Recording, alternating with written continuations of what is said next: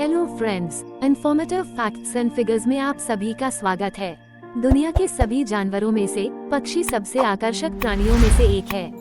अंतर्राष्ट्रीय पक्षी विज्ञान समिति के अनुसार दुनिया में पक्षियों की अनुमानित 11,000 विभिन्न प्रजातियां हैं। इनमें से हम कुछ खूबसूरत और दुर्लभ प्रजातियों के बारे में जानेंगे। ये वीडियो कुछ भाग में डिवाइड होके आएगा, तो वीडियो में बने रहिए और वीडियो अच्छा लगे तो लाइक और शेयर कीजिए। तो चलिए शुरू करते हैं। इस भाग के पहले नंबर पे है कॉमन ऑस्ट्रिच यानी शुतुरमुर्ग। सामान्य शुतुरमुर्ग को वैज्ञानिक रूप से स्ट्रुथियो कैमलिस के नाम से जाना जाता है। यह अफ्रीका का मूल निवासी है और इसे सबसे बड़ी और भारी जीवित पक्षी प्रजाति का खिताब प्राप्त है।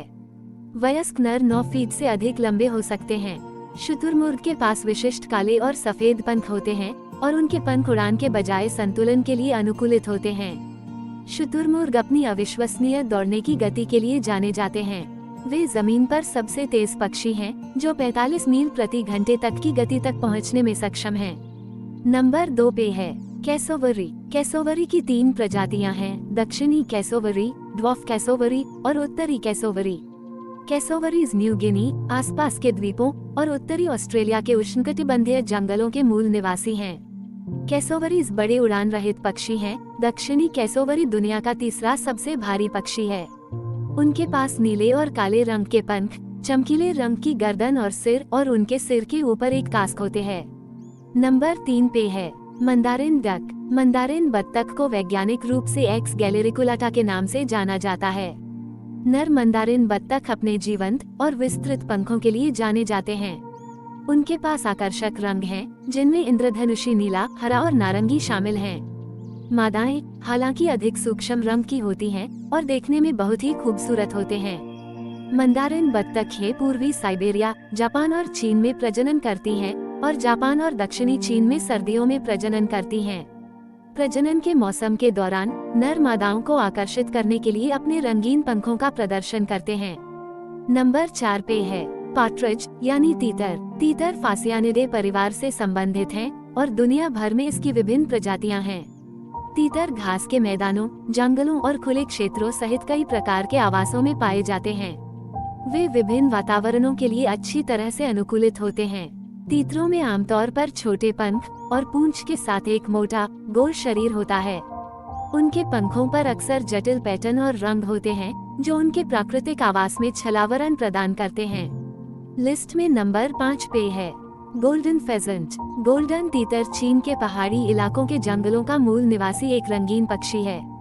नर अपने शानदार और जीवंत पंखों के लिए प्रसिद्ध हैं। उनके सिर पर एक सुनहरी पीली कलगी, एक लाल चेहरा और जटिल पैटर्न वाला एक समृद्ध रंग का शरीर है। मादाएं अधिक सूक्ष्म रंग की होती हैं और उनके पंख धब्बेदार भूरे रंग के होते हैं। मादाएं आमतौर पर जमीन पर एक छिपे हुए घोंसले में अंडे देती हैं। नर ऊष्मायन में भाग नहीं लेता है, लेकिन घोंसले के शिकार क्षेत्र की रक्षा करता है। नंबर 6 पे है फ्लेमिंगो। फ्लेमिंगोस फोनिकॉप्टेरिडे परिवार से संबंधित हैं। फ्लेमिंगोस की 6 प्रजातियां अपनी विशिष्ट उपस्थिति के लिए जानी जाती हैं।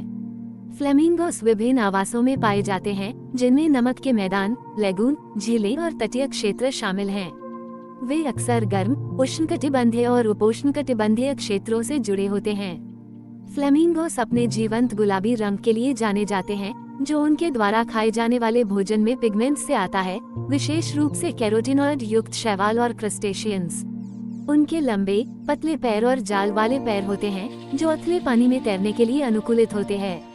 नंबर 7 पे है Asian emerald Dove. Asian emerald Dove को वैज्ञानिक रूप से चाल्कोफेप्स इंडिका के रूप में जाना जाता है।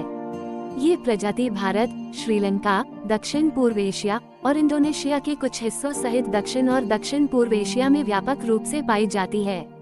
एशियन एमरल्ड डव के पंखों पर एक आकर्षक पन्ना हरा धब्बा होता है, जो विशेष रूप से उड़ान के वक्त देखा जा सकता है।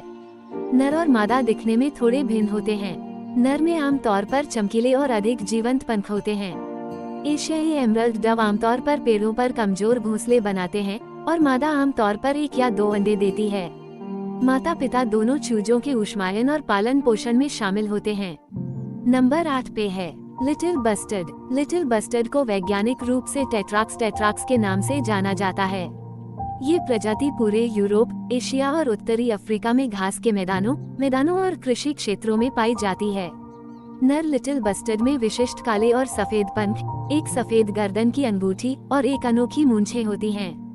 मादाएं अधिक गुप्त रंग की होती हैं, भूरे और भूरे रंग की होती हैं जो उनके घास के मैदानों में छलावरण प्रदान करती हैं। लिटिल बस्टर्ड की कुछ आबादी प्रवासी हैं, जो प्रजनन और सर्दियों के समय महत्वपूर्ण दूरी तय करती हैं।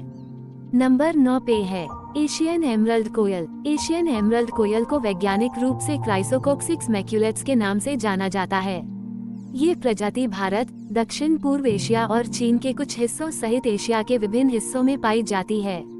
नर एशियन एमरल्ड कोयल के पंख जीवंत पन्ना हरे रंग के होते हैं, जो इसे एक रत्न जैसा रूप देते हैं।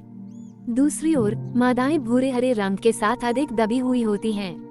एशियाई एमरल्ड कोयल की कुछ आबादी को प्रवासी माना जाता है, जो प्रजनन और गैर प्रजनन क्षेत्रों के बीच घूमती रहती हैं। और इस भाग के आखिरी यानी 10 पे है फ्रॉगमाउथ। फ्रॉगमाउथ पोडार्गिडे परिवार से संबंधित पक्षी हैं, जिनमें कई प्रजातियां शामिल हैं, जो अपनी अनूठी उपस्थिति और निशाचर आदतों के लिए जानी जाती हैं।